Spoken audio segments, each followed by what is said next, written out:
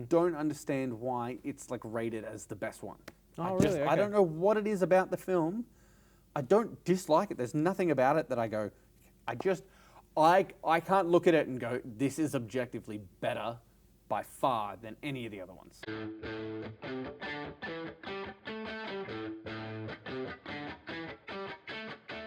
Welcome back to No Bad Seats, the Regent Cinemas podcast with myself, Luke, and Sam. from Bright Face. That's me. He is Bright Face. I am Brad Face. That's right. All right, we're going to kick it off this week. We have How to Make a Killing. We've got a few movies out this week. It was hard to decide what we were going to watch. It was. There's some great movies out this week. We're sort of coming into that period of getting just like everything all at once. Yeah, and then... Everything everywhere all at once. Exactly. And me then trying to fit in too many movies. So I think I'm coming back here at like 9:30 either tonight or tomorrow night. Yeah, okay. In order to see Peaky Blinders: The Immortal Man. I have been trying to catch up. I had watched most of the series and never finished the final, so I've been watching like a little bit here and there, trying to get through it. I have 2 episodes to go. Wow. And then I will come and watch the movie, which I'm really excited about. Cillian Murphy is fantastic. He's very good as Tommy Shelby, and they're bringing in Barry Keoghan as his son in this. I'm quite keen to see The Bride also. Yes. The new Maggie Gyllenhaal directed film, written and directed, I believe. Yeah. So I'm quite keen for that. Christian Bale, Jake Gyllenhaal, Jesse Buckley. Yep. Everything I'm hearing so far has been pretty positive and pretty excited about it, so they're keen. And then, there's How to Make a Killing, which is what we decided on. So I think The Bride being the big blockbuster film for the week, very exciting. Probably go see that in IMAX. We thought we'd watch Glenn Powell, How to Make a Killing. But before that, do we want to talk some movie news? Let's get into it. Cool. So, couple of little things here. For starters, National Treasure, new script in development. Jerry Bruckheimer has confirmed as of this week. Is Nick Cage back? I would say so. I think they called it number 3. Cool. It's the 3rd one, right? I don't think I ever saw the first 2. Is there already a 3rd one? I don't know. Is there? I don't know. Is there a 3rd? I thought there was only 2. Maybe it's just the 2. Isn't it like the first one and then there's? I was going to say the title is something of treasures, but I was like, nope, that's the movie. That's the name of the franchise. It's like National Treasure. No, I can't remember. Secret. No. National Treasure 2, More Treasures. A second treasure. A second national treasure. International Treasures. International Treasures. That's the one. No, but it sounds like it's Nick Cage's character coming back. So, that's pretty cool. I love those movies. I remember seeing bits and pieces of the first one. Like, I've never sat down and fully watched them. They're one of those movies that's just nothing special, but I feel like everyone loves them just because they are just fun and ridiculous in a way. I mean, what is it like? Sort of the Indiana Jones type. A little bit, yeah. Exactly. So it's just that fun adventure movie. They're going Lara Croft, international Indiana Jones, because they go all across the world. I'm pretty sure. Wait. They go around the world and still call it National Treasure. And call it National Treasure. Is it American-based treasure? It's like, they stole the Constitution. Yeah, well, yes, in one of them. Oh, really? How have you not? No, I genuinely, I have zero recollection of this movie whatsoever. He steals the Declaration of Independence. Is that? Okay.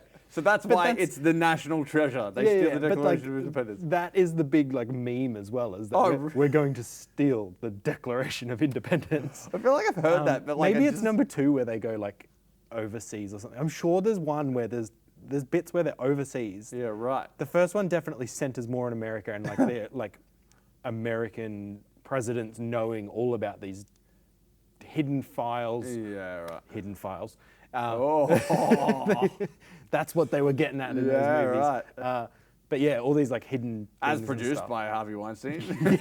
Probably. Probably, yeah. But maybe it's number 2 that I'm thinking of where they go elsewhere. Maybe I'm thinking of another movie entirely, but they are fun. Okay, well, a 3rd one is happening. All right, speaking of sequel movies, Sonic 4 went into production. I don't know if we talked about any of the new casting news on that. We did speak about Kristen Bell being cast. I saw someone else was cast as well. I can't remember who it is now. Must have been great. Yeah. Wasn't a super well named. But was it clone Jim Carrey?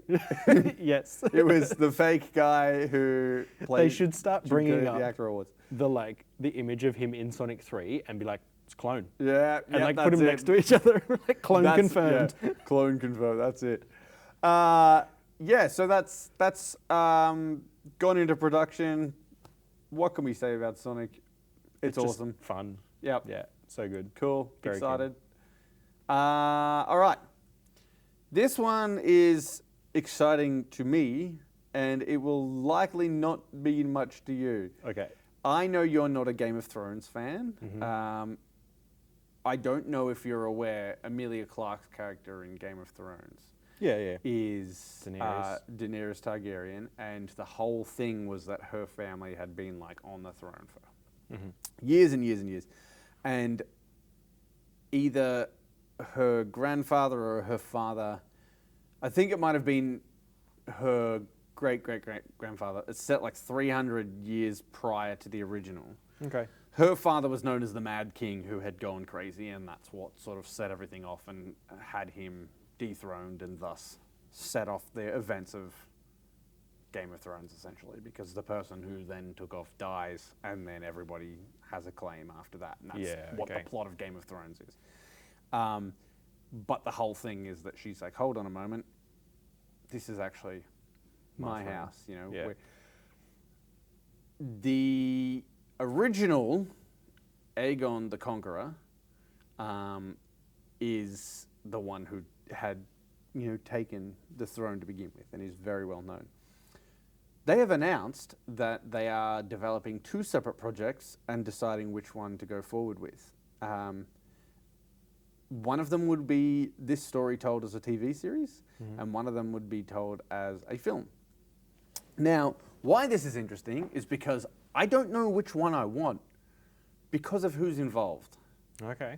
So, Mattson Tomlin is developing the TV series. You may recognize his name from The Batman, The Batman Part 2. Other things that I can't recall now, but he worked alongside Matt Reeves on, he was the screenplay writer for The Batman and The Batman Part 2. And yes, something else that I remember really liking, but I can't remember what it is right now. But I like Mattson Tomlin a lot. I'm on board. He's a good writer, and that story told as a TV series written by him, fantastic. Now, on the other side of things, we've got Beau Willimon developing what he's describing as a Dune-style epic. Blockbuster for the big screen. Beau Willimon is known for House of Cards. Yep. He was a writer on House of Cards. He was a writer on Andor. And he is currently helping to co-write the Dawn of the Jedi film with, who was it who's working on Swamp Thing for DC and Dawn of the Jedi for Star Wars? Someone big. It wasn't Guillermo. No. Guillermo Hold on. wanted to do Swamp Thing. I can't remember who was attached for Swamp Thing. Yeah. Director. Yep. And it's been announced, he's a big deal. Not Drew Goddard. Not Drew Goddard. Swamp Thing, upcoming, directed by... Swamp Thing director, let's find out.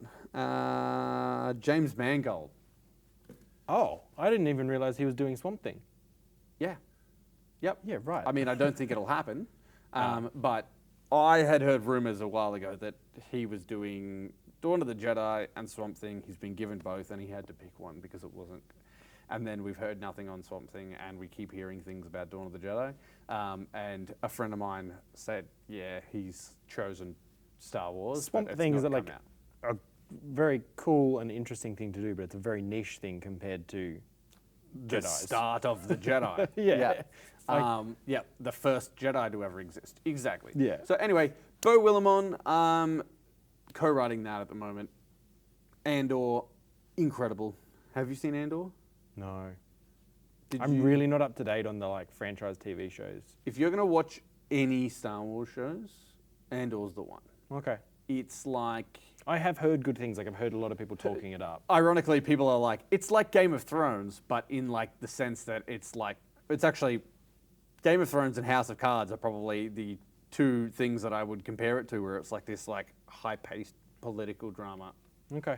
in a Star Wars skin. Yep. Because obviously the whole thing is about like starting the rebellion and doing all that. So it's very like driven by politics. And you're seeing Mon Mothma and Bail Organa and all of these people working behind the scenes to sort of kick off the rebellion. Well, you're seeing Diego Luna's character, Andor, doing all of this stuff that's driving the rebellion forward on like a more, action heavy level. But you're seeing like a lot of the like Republic Senate stuff too. Like everyone's favorite part of the prequels. Yeah, of course. The Senate. The like half-hour Senate debates. hearing Yeah, we exactly. have to be part of. So those, but like how that's being driven and all the backroom meetings that are happening and stuff like that. Like it's really good. Okay, interesting. And it's only 2 12-episode seasons. And that covers the 5 years before Rogue One. And then basically leads right into Rogue One starting. Which is very cool. Great cast. But yeah, looking at that, the fact that, as I'm saying it now, the two shows that I would compare Andor to, Game of Thrones being one of them, him turning around to write this conquest of Aegon makes a lot of sense to me. Yeah, okay. And I would love to see it on the big screen. I think that's the sort of thing that... I feel like they haven't dipped their toes in there yet. No, so exactly. like it would be a good chance to do that and see if that Game of Thrones crowd's going to turn out. Yeah, and I feel like... I want to say like people were burnt by the Game of Thrones final season. They didn't like it. I'm a bit of an apologist. I think that it was never going to. It's Stranger Things all over. It was never going to satisfy Never lives everyone. up to the expectations. The fact that it was sort of like deemed rushed when a lot of time was spent traveling. They were like, get cut out all the travel parts because who cares about that stuff? We're doing the action sequences. In the final season, people were like, oh, that all just happened at once. I get that. However, Game of Thrones fans turned up for House of the Dragon, which is now about to air its 3rd season of 4. Very well received. Millie Alcock, fantastic. Game of Thrones fans have turned up for this Dunk and Egg series, the 7 Kingdoms series that's just aired. So that's 6 episodes. I haven't got around to watching it. What did you call it? Dunk and Egg? Yeah, it's the Sir Duncan and Aegon. So it's... So you're talking about like a Ben Affleck Dunkin' Donuts ad? Yeah. No, it's the Duncan Egg are the... Okay. The like nicknames. Just assumed Ben Affleck was Dunk and Matt Damon was Egg. Yep. Matt Damon shaves his head and that's the series. Call us Dunkin' Donuts. It's been very, very popular. So, actually, on that, did you hear the news about the back and forth savagery from the Game of Thrones fandom? No. Okay, so it didn't actually start with the Game of Thrones fandom, but the finale of this latest series, A Night of the 7 Kingdoms, it's called, came out and got a perfect score on IMDb. Yeah. It beat a TV series that had previously had a perfect score, or a 9.9 score on IMDb. And because of that, fans of that series, Breaking Bad, got really pissed off, went to IMDb and started tanking... Review bombing it. Yeah, review bombing the score. So, of course, the review bomb drops and it's no longer 10, it's 9.6 or something, and it drops below. Yeah. Game of Thrones fans see this and they're like, you know what? No. So then they go over to the Breaking Bad finale, which has held a 9.9 since it aired in 2013, and start review bombing it. The North remembers, which is a whole thing from Game of Thrones. Right. And now the Ozymandias episode of Breaking Bad, the finale, which was previously at a 9.9, is sitting on like a 9.6, and it's dropped from where it is because Breaking Bad fans didn't want it beaten by Game of Thrones, so Game of Thrones, and now neither of them are like the top one. They've like some episode of like they've just kamikazed it. Just some terrible TV show will air. No one will watch it, and a couple of people will give it 10, and it'll be the highest rated show. Exactly, of all time. exactly. And then Breaking Bad fans and Game of Thrones fans will team up to take it down. So that's where that's at. I mean, what do they say? All is fair in love and war. Like something they're like just that. going at it at each other, and they've just both brought their scores down to like, respectively, probably where they were. Yeah, that's right. I mean, at the end of the day, IMDb reviews, review bombing, it's a stupid practice regardless. Yeah, it's like, I think it's because people see that and they're like, there's no way that's a 10 out of 10 episode. It's absolutely perfect. And like, that is true. It's like, I'm sure there's a bunch of people out here who don't think that and go, that's 10 out of 10.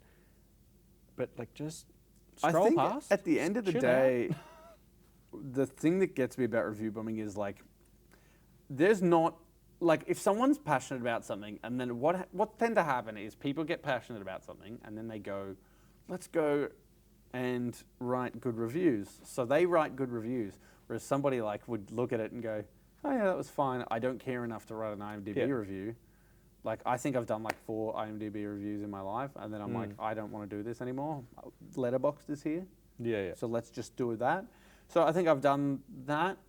And then people just see that it's more positive than they feel that it should be, so then they feel the need to like. But then they go like, you know, if I'm like, hey, it's a 9.5, and I think it should be a 7, people go, well, the 7's not going to balance it out, so I'm going to give it a like. So then they overcorrect as well, and then it just stupidity. Stupidity. Anyway, so that's my movie news for the week. There was one other big bit of news in the ongoing saga. Yes. That Paramount is now the quote-unquote winner of the Warner Brothers Discovery deal. I don't know if you saw, I read something about like apparently everyone at Netflix is sort of breathing a bit of a sigh of relief. It was like a nice to have, but they're sort of like, oh, glad that we don't have to deal with that, thank God. Well, every week since Netflix had essentially bought it, their stocks had gone down. So shareholders were not confident in it. Shareholders didn't want a part of it because they were like, Netflix is doing great. There's no need for us to take this on. But obviously, the Ellisons finally pulled up their big boy socks. Yep. So one of the big things there was that I think it's David Ellison is the owner of Skydance and Paramount. Yeah. Larry Ellison is the father. Yes. And the father is the billionaire. Like big boy billionaire. Second richest man in the world, I think. Yeah, something like that. Ridiculous. Anyhow, he finally agreed to backstop the deal, which apparently is one of the big factors that got it across the line with Warner Brothers. Yeah, okay. So for a long time there was lots of, it was tied up in, okay, there's money coming from the Middle East, there's money coming from here, there's money coming from here. So was it like David Ellison going, I'm going to do it for myself, I don't need my daddy, and then... Possibly, yeah. And then daddy's like, okay, I'll write a check. Just essentially, he's like, get in the studio, if whatever. it fails, I'll take out 1% of my wealth and pay it off. Like whatever, give it to the banks, that's fine. Yeah.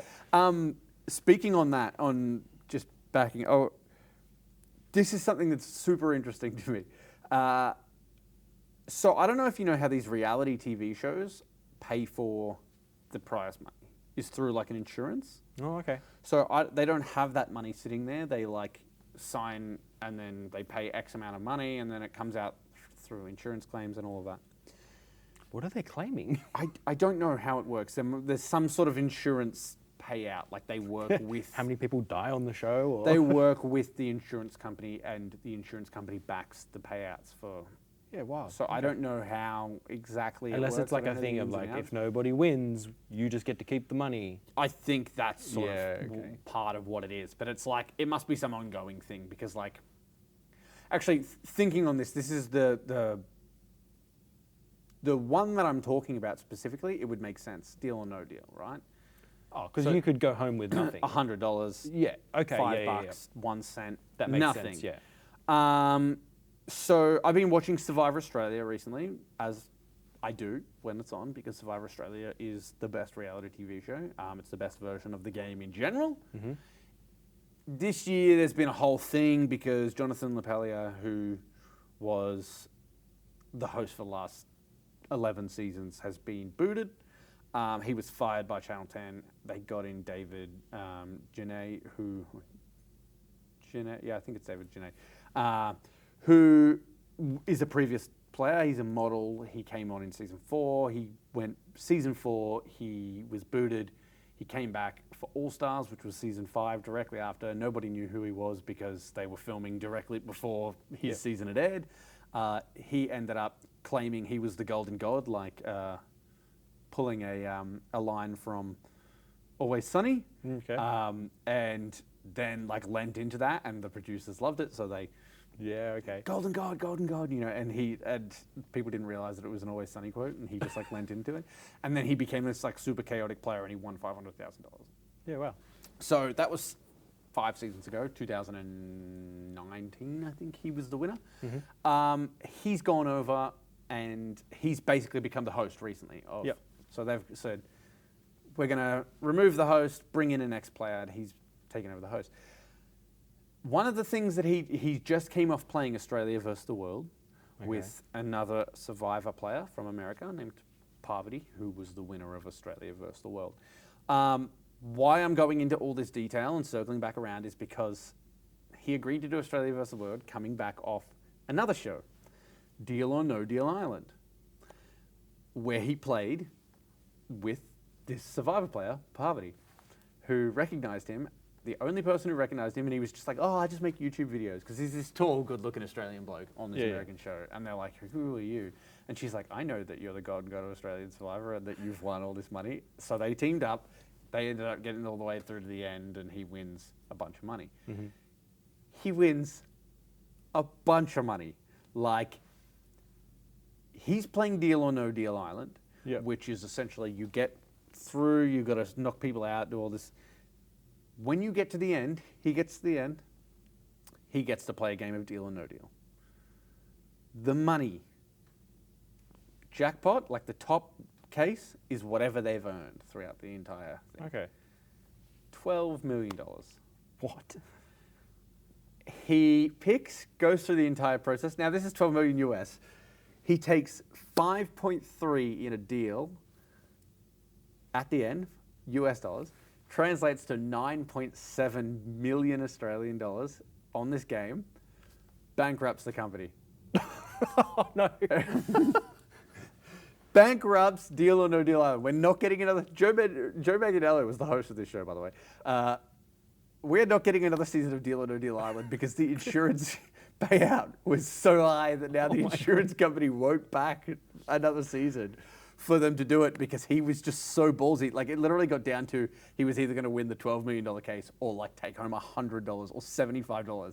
He kept going. I don't know how he did it. It was like $12 million or $175 or $10,000. And he kept, like, he burnt the last, that literally got down to he was going to walk away with 75 or 12 million US. And he ended up taking the deal for 5.3 million or whatever it was. Oh my God. Insane.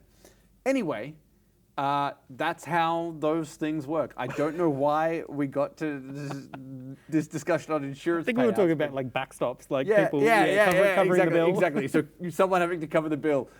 Deal or No Deal Island was... They did not cover the bill. was bankrupt by an Aussie's, balls of steel. Yeah, Aussies like don't give a shit attitude. Just like he was just whatever. like, nah, we're just gonna go for it. All right, cool, here we go. And he made the right decision because he had the $75 case. Okay. Yeah. Wow. Yeah.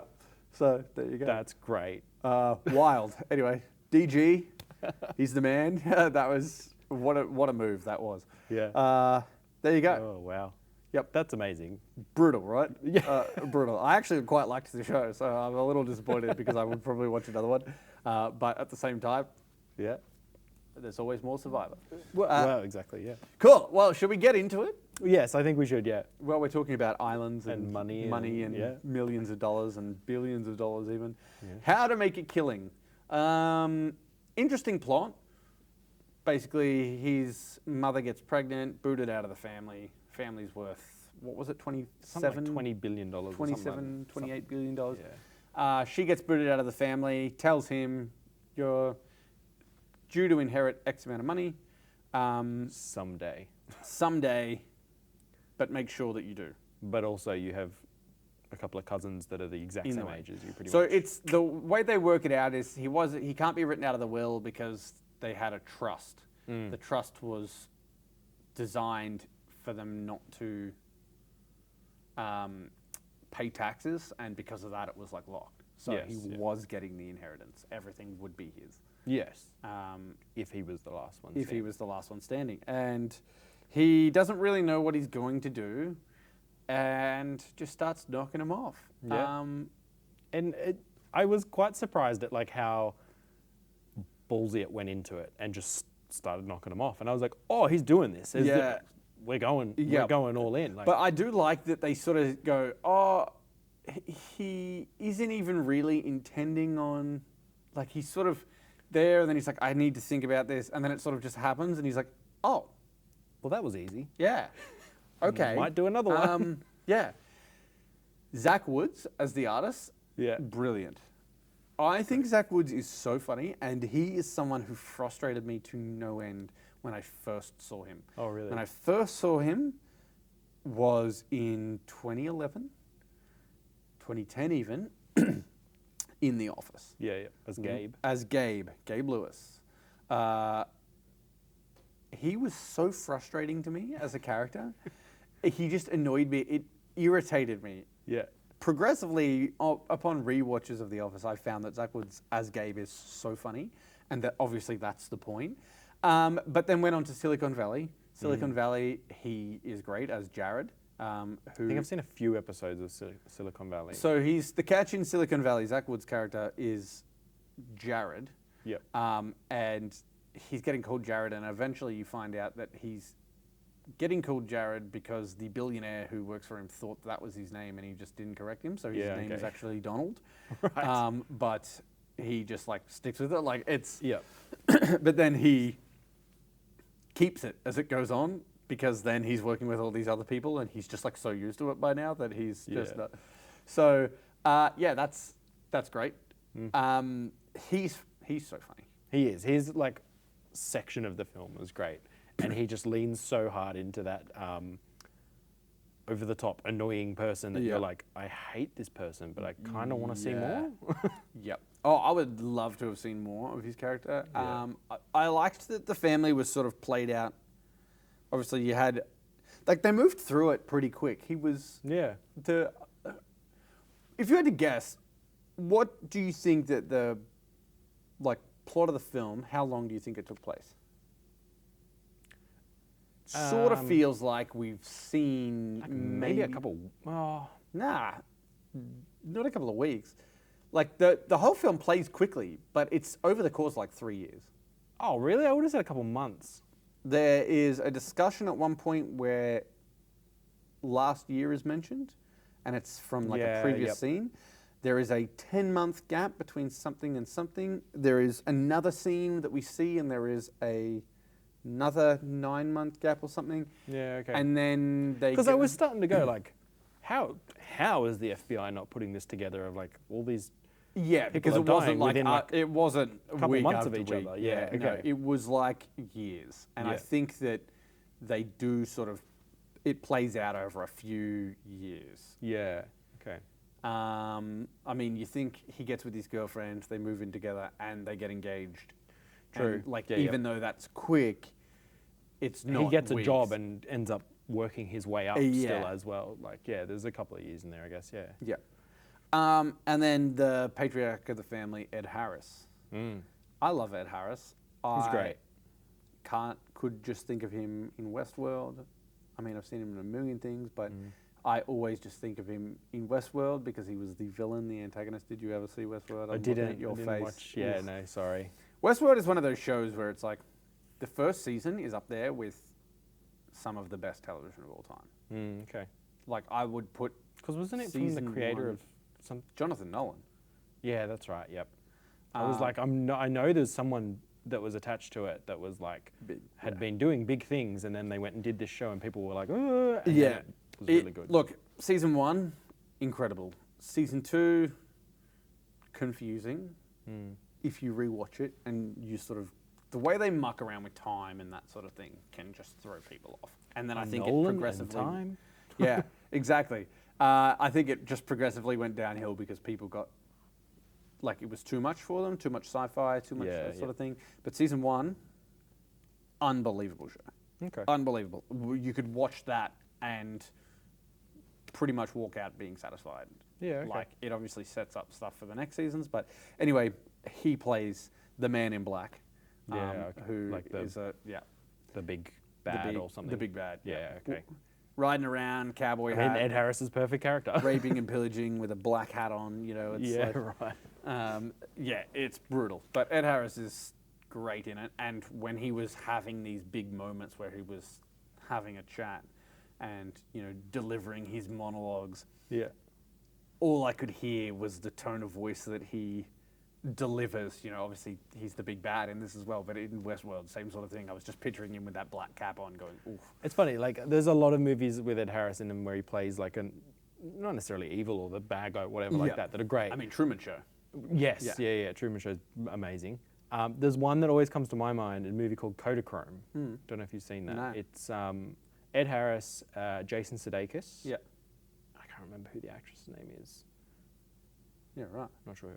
Anyhow, road trip movie about Ed Harris's character is a photographer. Yeah. And they're doing I think they're doing the last printing of like Kodachrome film or something like. I can't remember the exact So Kodachrome was this really famous film stock that everyone notoriously just loved. Yeah. And then I think it was in like the 70s or so, somewhere around there, that they decided they're not making it anymore. I could be wrong. Maybe it's not the 70s. Maybe it was like whatever. But anyhow, they decided to stop making it. He goes on a road trip to get like his last few bits of Kodachrome developed. Yeah. And his son goes with him, and they've got this real like broken, terrible relationship. Like he's a bad dad. He's all this stuff. He's real grumpy and stuff. But it's just like one of those like really like beautiful movies. Yeah. Okay. I remember loving it. I keep wanting to rewatch it and just haven't got around to it. But I always think of Ed Harris in that because he's playing that grumpy like kind of horrible character. But so Harrison Ford, essentially. Yeah. Yeah. Excellent. But yeah, no, he was great in this. Not that he had a lot of screen time. He didn't have a lot of screen time, but I don't think anyone as well. outside of Glenn Powell had a lot of screen time. It's This true. sort of felt like The Running Man in the same sense, where you got this like ensemble cast, but They're just it's Glenn Powell's ducking story, in and out. and we're watching how he interacts with all of these people. Yeah. Um, Margaret Qualley, great. She plays. She's great. She was an immensely frustrating character to watch. She's like unhinged, and she teeters on like, is she good? Is she bad? Like the whole time. And I was like, this is unsettling. She's, I want to say awkward, but Yeah. it's not. I can see that It's though. not awkward. It's super self-aware, I feel like. I know it's like she is completely aware that she's doing this Yeah. and in full control at all times. But it gives you this like awkward feeling of like, what is she doing? Yeah. Like, Yeah. I thought she was great. Every time she was on the screen, I was like, what is she going to do? She just kept appearing Yeah. as well. It was like that, you know, you would just turn around and, there she is. Like, that's the sort of vibe. It's like there was no rhyme or reason. She would just be there. I loved her lines to him were so like, I'm married, but you should ask me out. Do you want to go out? No, I'm married. Like that. Just toying with him. Yeah, the whole time, she's just playing with him the entire time. Yeah. And it's just, she was great. Very, very interesting. How do you feel casting wise? Like, I don't really look at them and feel like they're the same age. She feels notably younger, but you see. Yeah. Like, They also had Glenn Powell pitched as 93. 1993 was when he was born. Yeah. And I was like, I do. Well, that makes sense. Like, he's, early 30s. And how old is Glenn Powell actually? 40? I would guess. Yeah. He looks like an adult to me.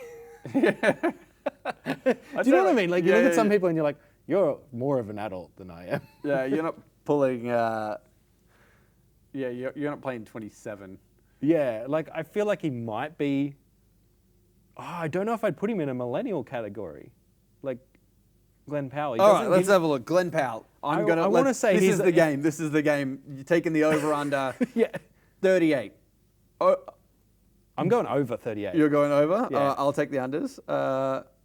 Glenn Powell age. I reckon he could be like 36. I reckon he'd be like 41. What did I say? What was the? What did you 36, didn't you? Yeah. What? But 38 was the over under. 37 years old. Oh. And let's see, he October 21st. There you go, 1988. So he's not that far off. Like they had him at 93. Playing what, Maybe- like 4 years younger Yeah, than he is or or something maybe like when that. they were filming it, like True. you know. But Margaret Qualley's like 27. Yeah, I was it's gonna say, like she there's is a 10-year quite young. difference between them. Yeah. Um, They had her, like, her hair almost looked like it was not grey, but there was times where I was looking at her hair, I was like, what have they done? Yeah, Is this they're like to make her look older? Aging her, you're like putting some silver streaks through it. A like, little just bit. to And I was make like, it- she's still supposed to be like mid-30s. yeah, early 30s. Yeah. And also, if you're putting, like, who would believe a woman who is early 30s, extremely rich, isn't like Like covering keep, yeah. Isn't going to the salon every day. and- every day? Yeah. Youthful, exactly. Yeah, it was a bit strange, but I don't know. Like, Yeah. I don't think the quality was there that you could have like aged her up to make them look the same. They just She has a young she face looks as young. well, yeah. He looks like he still looks young. I'd buy him at 33. I just didn't buy him at 27. And Oh, yeah. and then I look at her and go, she looks 27. Yeah. Because, I mean, in Chad Powers, he's playing like a 27. university student, but like obviously not a university Yeah, student. he's not. He's playing a 27-year-old who's trying to pretend he's like 19. Yeah. Yeah. Chad Powers, unbelievable. Can't wait till it's back. But yeah, I think I actually really liked this film. I had a lot of fun with it. It was enjoyable. Time kind of went by on it. It didn't feel like we were like lingering on I stuff mean, it too was much. about an hour 40. Yeah. So it's like snappy. It's dark comedy. There was a lot of humor in it. I found it to be quite fun. You have that kind of like moral compass through it where you're like, Do I want him to win or Yeah. not? and it Because pulls a couple of like tricks out of its sleeve where I was like thinking one thing's How- going to happen and then it sort of how flips have we around. not talked about the fact that? So I only just found out Zach Woods was in this, Yeah. and then I'm watching it, and I'm like, "Is that Topher Grace?" Oh, see, I Is knew Topher Grace was in it. Yeah. Topher Grace is in this, and it didn't click to me. And he's Maybe playing- I'd seen something, but Topher Grace is playing his uncle, who is It's like a righteous gemstones. righteous type of- gemstones. Exactly, he's like a full pastor who plays guitar on stage and like Get these is just- samurai swords out. Yeah, just all over the place. Brilliant. That Yeah. whole sequence with him. I feel like Topher Grace is now like almost pigeonholed into doing roles where it's just absurd. Do you know what I mean? Like, Yeah. I feel like he can't come into a movie and just play a normal character these days. He has to come in and play this like I'll give you. absurd out there character. I'll give you one film last year that Topher Grace was in. I did not see it, but he did not play an absurd character. Is Flight Risk, where he was being transferred across state lines under witness protection. He was a whistleblower, and Mark Wahlberg was the pilot, and then Mark Wahlberg was actually an assassin who was Mark sent to- Wahlberg was the absurd one because he had the bald. Yeah, head. yeah, he was bald for some reason. Bald with like long hair. yeah. Yeah, no, I do remember that. Yeah. I didn't see it, but there was something else he was in recently, and he played like not an FBI agent, but like some sort of like White House person. I can't remember what movie that was. I wanted to say Ella McKay. Ella Mc- Is he in that? Was it Ella McKay? Yeah, I think it was Ella McKay. It might be. I'm That's pretty what I sure was it was thinking him. of, Yeah, and then yeah, I was yeah. like, oh, actually, maybe it wasn't Topher Grace. Yeah, I was going to say, we've seen Topher Grace a little bit recently. Because if he was in that, he was just like an advisor or something, and it was a very Yeah. like regular role. In Florence, fairness, No, he wasn't. Heretic. Oh yeah, he's in the end of that. Yep. I can't remember what it is that I've seen him in recently, like in the last couple Yeah, of years. I feel reckon. like I have too, but I'm looking at this and going, And he's like an advisor or something to do Black with Klansman, No. where he played David Duke. Oh man, yeah, no, it's not popping up. But I thought Topher Grace was in.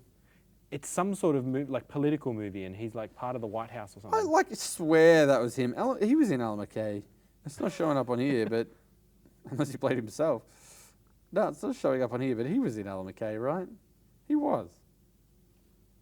I mean, I thought so, and then I was like, oh, I can't place him in the movie, but it feels like the same vibe. This is going to drive me mental. Because, yeah, there was like The Friend. What other movies has he done recently? Well, that's the thing. Nothing notable. Nothing that I'm looking at going, yeah, we've had that here. But like last few years, maybe? Buddy. No. Flight Risk. Heretic. Irresistible. Black Mirror. Like, that's going through to 2019. What? Yeah. This is... All right. We're getting like Mandela affected here. Here's the thing. We are going to get to the bottom of this. Topher Grace's IMDb shows that like the last two things he has been in is How to Make a Killing and Flight Risk. Now, I'm 90% certain that he was in Alan McKay. We are going to get to the bottom of this. And we're going to come back and we're going to go, okay, we were wrong. Or yeah, I was going to say. we're going to track down the head of IMDb, bring him on the podcast and say, what the hell? Or we track down Topher himself and he can tell us. Yeah, let's do that. One of the two things will happen. One of the three things. One of the three things. We'll find out the real story. Oh, yes. Anyhow. Moving on. Movie was great. Had a lot of fun with it. There's not much else I can say about it. I think it's just a good time. Yeah, It definitely. was shot really well as well. It Looked was nice. shot. Yep. Felt like an old school kind of movie. Yep. Like it had that kind of like almost Got 90s like vibe psychological thriller, dark comedy. So it sort of feels like it's got that sort of tension in the camera work. to it. Yeah. There was a lot of comedy in the camera work as well. I mean, every time that there was a funeral and it was another body getting loaded into the casket, it would just immediately cut to like that same shot of like all the people, pallbearers like taking it in. Yeah. And you just knew exactly what had happened, and brilliant. I thought that was really funny. Yeah, no. Glenn Powell's great as always. Yep. Continues his reign as like becoming the next. I like that he's doing these things and he can carry these like smaller films, because this is a smaller film, but he It really shows that he can sort of do all these different things. He's not just like, oh, I can play a Marvel hero and then a bunch of terrible action movies that no one watches. Yes. Not saying any names. Not saying any other tall blonde names. Not at all. No, that's not entirely true. It's not entirely true. We did watch a film just a week ago or 2 weeks ago that was very good. Yeah, this is very true. But yeah, no, I agree. Still have Glenn Powell as my number one pick for Booster Gold. He's perfect for it. He's perfect for do it. But he could also play a good Aquaman, I reckon. Yeah, I could see that. The like blonde Aquaman. Yeah. Yeah, I could see him doing that. It would make sense. I mean, we had Justin Hartley do that. We had Alan Richardson do it. Yeah. Why not Glenn Powell? But I don't know whether I want him to go down the superhero route, because then we don't get stuff like this. I'd rather him just take on the odd franchise here and there, like Top Gun and things like that. Yeah. And do those movies that actually feel a bit... Yeah. Give me more of him in Top Gun 3. That's all I care about. Yeah, hell yeah. All right. That's How to Make a Killing. Definitely worth the watch. It was really funny. It was high tension. Yeah. Great. Definitely worth it. Worth the watch, yeah. Did you... So we skipped an episode last week. Yes. You were off sick. Yep. Did you watch any of the Scream movies? Big no, because I was trying to catch up on Peaky Blinders, and also I had... it wasn't me sick. I was off with 3 sick kids. I went to the emergency room 3 separate times last week. Far out. On 3 separate days with 2 separate things. So it wasn't even like a case of one of them gets it and spreads it to the other one and the other one. It was one of them got something, one of them got something else. That one gave it to his brother. Daycare. Woo! But we're all good now, right? We are all good Everyone's now. on the mend. I had mere hours to myself in that entire week. I can imagine. And I used it to watch a few episodes of Peaky Blinders here and there. Yeah. I did, however, watch the Scary Movie 6 trailer. Yes. which came out. Scary Movie 6 was moved forward a week too, which is nice. It's looking very good. It's looking like a lot of fun. Yeah. We actually watched 1 and 2 over the weekend because we were like Scream or Scary Movie? Scary Movie. Yeah, because you'd seen Scream 7 and then... Yeah, and then saw the Scary Movie trailer and was like, oh, Yeah. I'm kind of in the mood for this. So we went and watched them. They're good fun. Yeah. You can definitely, like by number 3, start to feel a slight decline. Did you watch number 3? We started it, and then Number 3 is the one that I remember because they parodied 8 Mile for some reason. Yeah.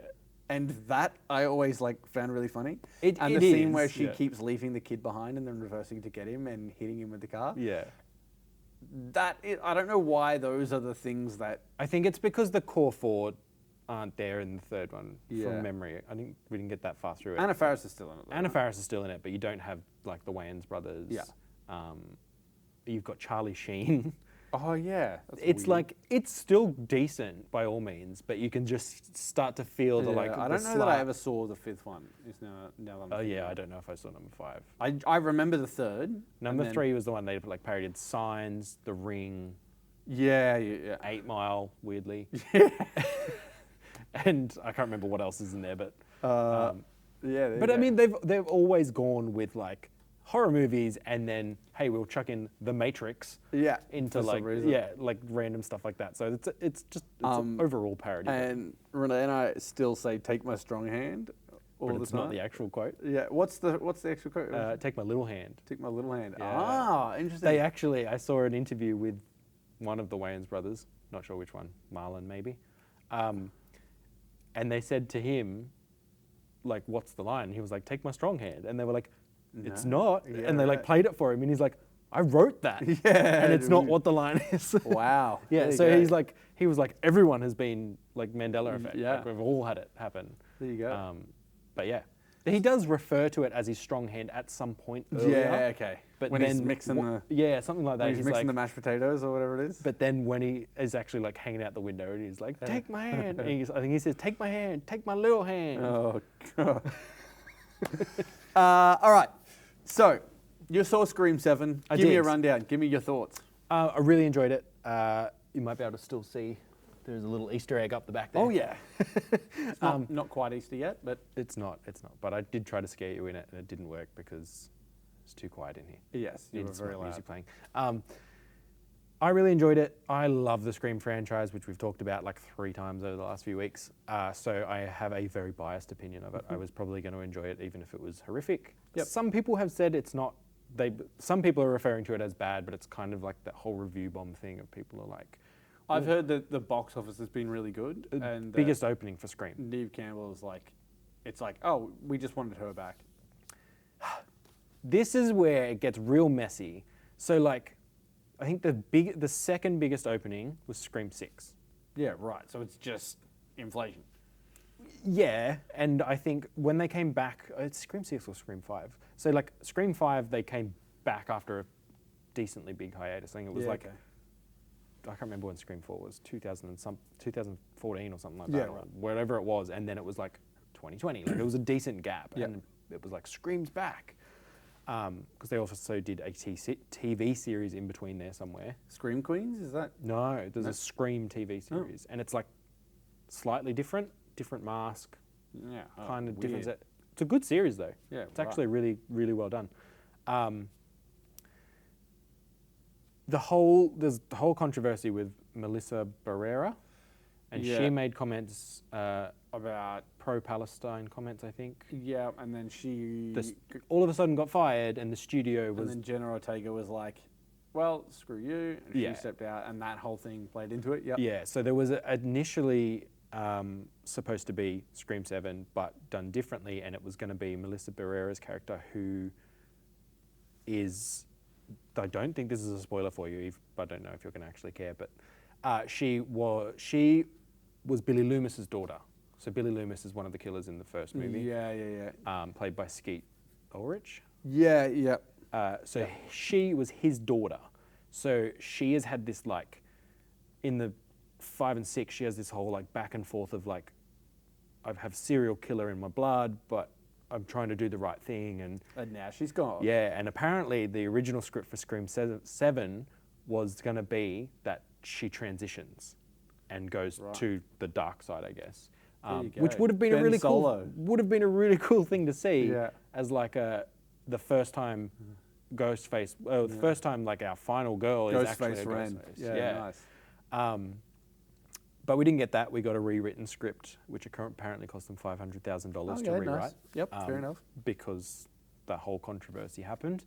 And it's not the best Scream in the franchise. I don't think anyone will ever take that away from the first one. Just kind of got that. Like, it's hard to do that. Iconic. Yeah. And it is, I would say it's still one of the lower ones. I would put it down maybe second last, somewhere around there. That being said, still continues the tradition of I would put any of them on and have a great time. Yeah. Like, Good. the difference between the best rated one and the worst rated one is not like this huge gap. To me, it's like, they're like here. Yeah. So like, I'll happily just chuck any of them. Awesome. But I had a great time with it. There's some great kills in there. There's a really awesome kill in there that's just wild. The end reveal was a bit Yeah. which I think is what a lot of people have had issue with. But yeah, great time. It's doing well with audience scores. Good. However, it has that whole kind of review bomb thing because people started boycotting it. Yeah. And then the boycotts didn't work because So obviously it had a massive opening. And then it's this whole hard thing with boycotts. I completely agree with the people that are like, you fired Melissa Barrera. Yeah. We don't want to That's not- support this. But then I also am like, but what you're not supporting there is you're not supporting all the people that are actually Other out to than make that, a Scream movie. It's not going to affect the studio execs that made those decisions. Nah, They're not going to. Yeah, they don't yeah, care. It's got nothing. Like they're like, yeah, go for it, go boycott. The only people you're affecting is the people that actually work on the films. Yeah. then. And It's a hard line. it really is because, like I said, I fully agree with It's disappointing that it happened. yes. But what can you do? sort of Yeah, thing. I would have loved to have seen her continue on because 5 and 6 are up there for me. I really enjoy those movies. They're really good. Can you think of, just while we're discussing, can you think of a movie off the top of your head where it's been rewritten and the original plot has come out and you would have been interested to find out what the original plot was? That you would have preferred to see that? There's one big one, and we got it. Zack Snyder's Oh, Justice yeah, League. yep. Zack Snyder's Justice League. Well, yeah. Yeah, I can't, off the top of my head, I can't think of any. There's a couple that I can think of that I really like. The original script for Rise of Skywalker has been released, and I've read it. Yeah. And it was quite good, quite interesting. Now, obviously, things changed because Colin Trevorrow left, Carrie Fisher died. In between, like all of these things sort of happened that they had to change the story, but really cool. Probably would have been more interesting to see on the big screen. Worth a read. Another one is Justice League Mortal. This was the George Miller one, wasn't it? George Miller, and then it got sort of I'm not going to say this was it was the one that was sort of eaten, absorbed, and then became something else. But that's something that off the top of my head. I don't know about others, but I do often hear about the original script for this was going to be, and I hear a lot of superhero stuff where it's like, this is what it was supposed to be, and then we got this instead. And it's hard because it's like, in hindsight, that does sound better than what we got, but it's like, it's in hindsight. Yeah. Like, we know that. Yeah. Yeah. And I feel like everyone jumps on it and goes, this would have been so much better. And I'm like, but you didn't get to see them execute it because maybe they did it and it was terrible. Yeah, and then we would have preferred this. Yeah. So that's a hard line to walk there. Absolutely. But overall, Scream 7, if you're a Scream fan, I think you'll still like it. Awesome. If you're not, you probably won't. Probably won't. If you're not a Scream fan, you're not a Scream fan. Watch the others. Yeah, exactly. All right, well, there's a couple of things that I want to mention before we wrap it up for the day. March 17th, we have the mystery movie. And the cool part about the mystery movie is not only are you coming along to watch a movie for cheap that's an advanced screening, you don't know what it is, you sit down, hopefully enjoy whatever it is that we're showing. But Sam and I are going to host that and then talk to some of you guys about it afterwards. So come along to the mystery screening. It's our first opportunity to do something there. Should be a lot of fun. We have Casino Royale Monday. Let's actually briefly just touch on this. Casino Royale is coming out Monday. Then we have 5 weeks, or starting from Monday, we have 5 weeks of Daniel Craig, James Bond. How exciting is that? So great. Best. I'm going to say it. Best Bond. Well, I think he's the Bond of our generation, right? He is. Like, he's the one that we grew up with. I feel like I've seen bits out and of all the pieces, Bonds, he really it hits all the notes really well. Yeah. And really, I think, did a lot more for the character than some of the other ones, because it used to be quite a campy character. And Did you hear about this? Daniel Craig saying why they... So he was saying that the reason that his version of the character is so serious is because in between the previous movie, which I think was Die Another Day, and his... Was it Die Another Day? Yeah, it was the Halle Berry. And Pierce Brosnan. Yeah.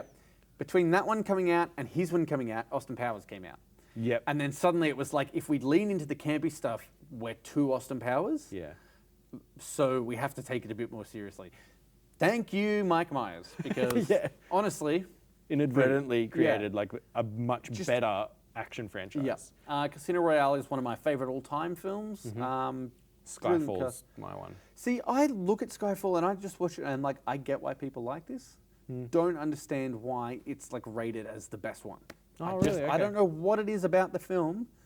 I don't dislike it. There's nothing about it that I go, I can't look at it and go, this is objectively better by far than any of the other ones. Yeah, okay. And I don't know why that is.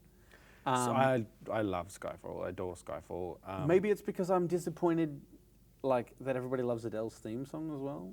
Why are you disappointed about that? It was a great Because I also don't love the theme song. Oh, what?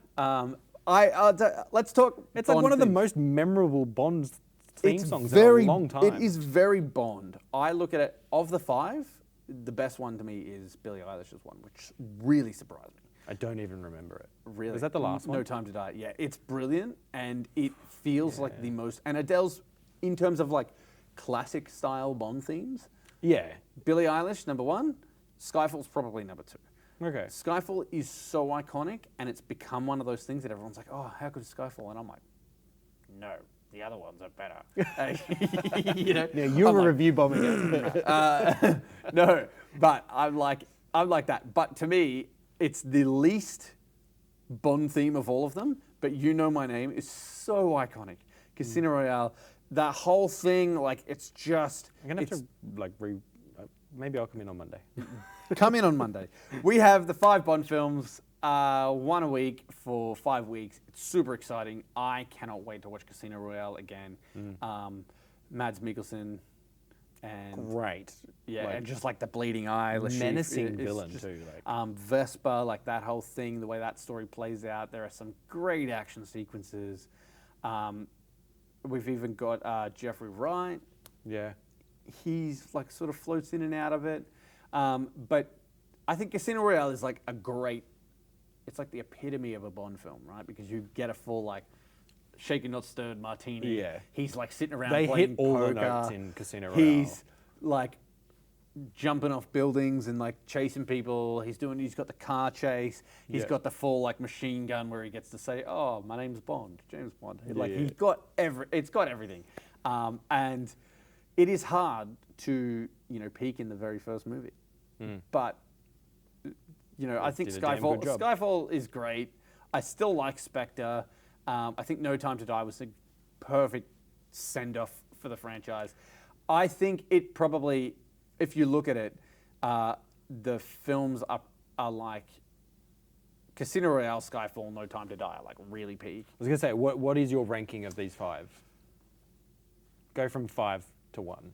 From 5 to 1, I would say Quantum of Solace is the worst one. I think Quantum of Solace feels... It's the shortest one. It's an hour and a half. Yeah. It feels like... They famously didn't have a script for and I feel and started shooting. They go... It starts with the scene at the end of the last one, car chase. And then we go into a boat chase, and then there's a plane chase, and then there's a jet ski chase, I think, at some point. Like, it's just like every possible chase. Yep. Throw those in because we can shoot those, and then we'll build around it. But find a reason for them. Honestly, I think the film is fine. It's still decent, but it's I would even go as far as saying it's good. In terms of all of the 5 films, it's the worst one, but it's like Scream. As you were saying. Like, it feels to me better when you watch it back to back with Casino Royale because you have the whole thing with Casino Royale, and this feels like a 90-minute epilogue to the Casino Royale story because the whole thing is that it ties in who the real villain was, the overarching villain from Casino Royale, and it locks that story down.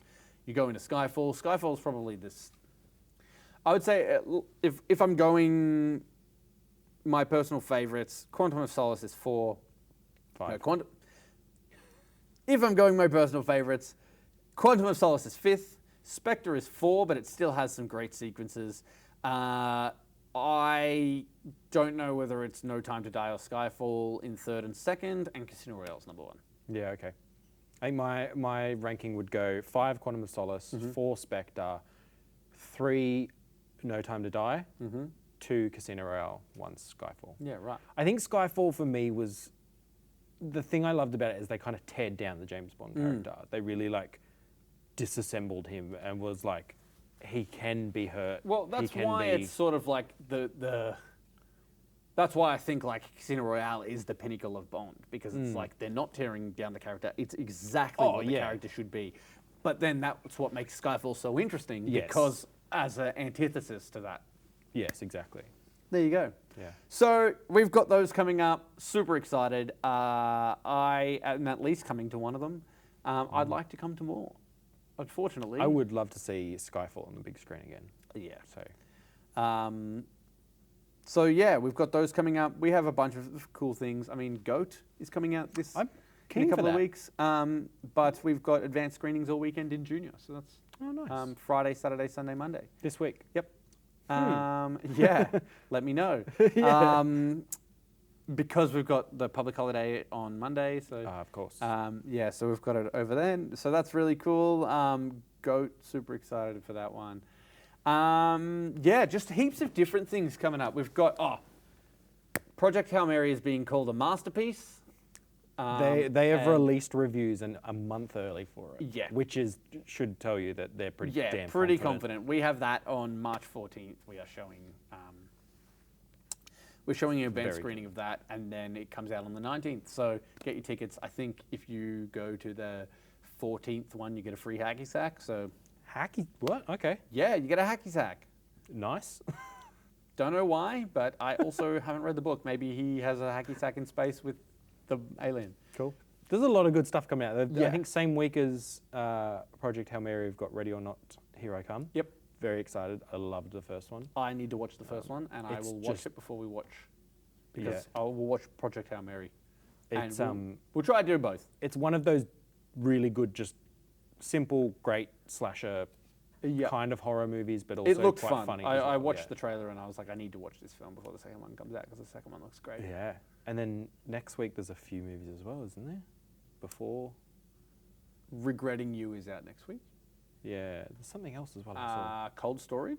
Yes. The new Joe Keery, Nick Cage movie. Yeah. That looks fun. It does look fun. It looks really, like when I first saw the trailers for it, I was like, oh, this looks a bit like B-movie-ish. Yep. And then the second trailer came out. Yeah, and then I saw a bunch of buzz for it, people being like, this is great. Yeah. And I was like, oh, okay. I'm exciting. in.